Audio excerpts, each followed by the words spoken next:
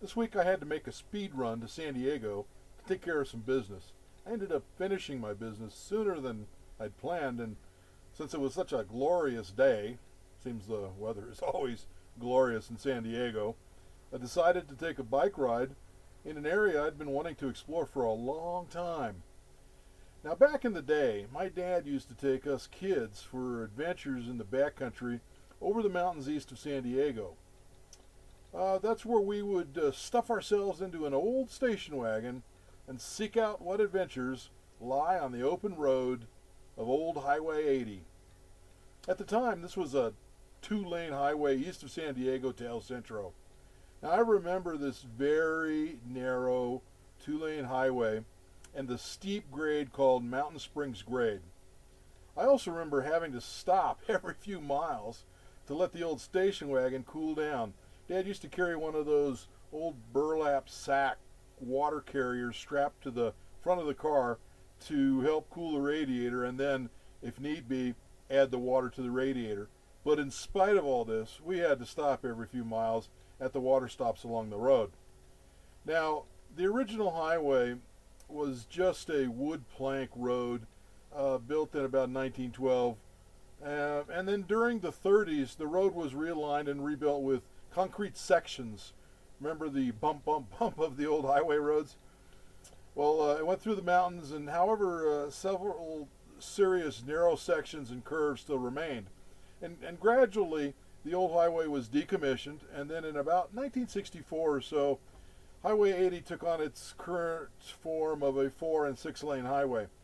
Now, many parts of the old 1930s road still exist, and it's interesting to retrace some of the tracks. So, where I stopped to ride my bike was at the Descanso turnoff eastbound Highway 8, about 40 miles east of San Diego. Now, the first part of the highway in this area is still maintained, however, because there are some little ranches and stuff on the south side, but the name of it now is Wildwood Glen Lane. Now, Wildwood Glen Lane runs for about a half a mile to make access to these little ranches, and then there's a barrier at the end of the maintained road. Now, the barrier just stops cars, but you can still ride your bike and hike through there, and many people do. Going through the barrier, at least for the first mile or so, the old highway is still visible, but it's pretty much overgrown.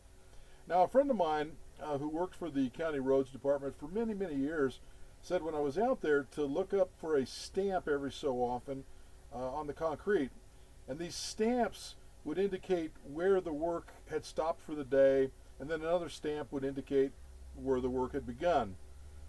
The stamps consisted of the name of the contractor, the date the stamp was placed in the concrete, and then the survey points used for that part of the highway. Now, following the old path of the road has most of it's become washed out and covered over, and it's a difficult bike ride, but it's still possible. A very interesting aspect is you can still see like storm drain covers and some other markers for utilities. Now, this is a fun ride, and while quite challenging, it was a perfect day for it. And about 2 hours later, I was back at the Weekend Mobile, headed up back to Henderson, Nevada, where I'm at right now. On the way driving out on the new Highway 80, you can still see the effects that the new highway had on the local business. Because the highway took a different route, these roadside businesses lost all of the highway traffic, and those local businesses now cease to exist. Also, just a little trivia here now. On the new Highway 8, headed up west, up to Mountain Springs Grade, it's an average grade from Coyote Wells, which is at the bottom, to the Incopa Summit, which is a kind of a tourist attraction, a big tower there. The average grade is about 4.2% with about a maximum of 7.5, and that's pretty steep. Now, because of the grade, many vehicles still suffer overheating, especially in the summer when the temperatures can reach triple digits. There's many pull-offs with radiator water containers. These containers are numbered 1 through X amount. So the little question that I have for you is, do you know how many numbered radiator water containers there are on the side of the road going up Mountain Springs grade?